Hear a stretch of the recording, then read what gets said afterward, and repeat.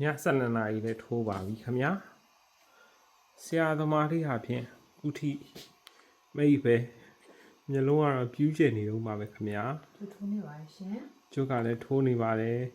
အဖေနဲ့မမေကို7 နာရီဆိုရင်နိုးထလာပါပြီ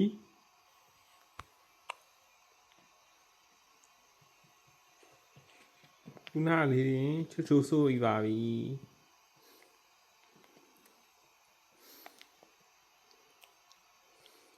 မျက်လုံးကြီးအဖြစ်ပြူးကျနေပါပြီခင်ဗျာဟိုရှောက်ပါနေတာချိုတနားအောင်စိုးထားတယ်လို့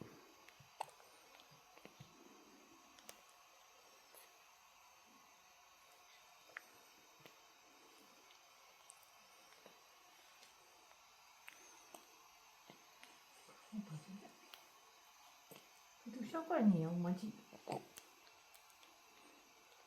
စာနေတယ်လား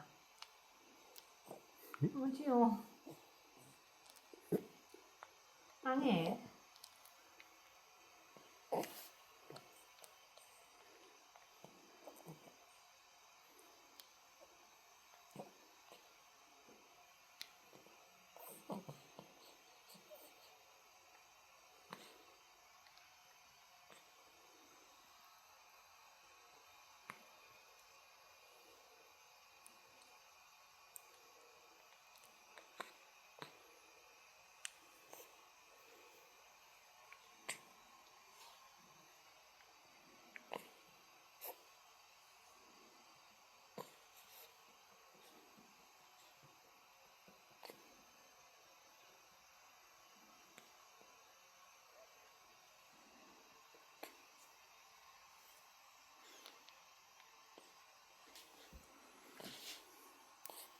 ဒီဆိုလေတော့ပတ်ဖို့ပဲထင်တယ်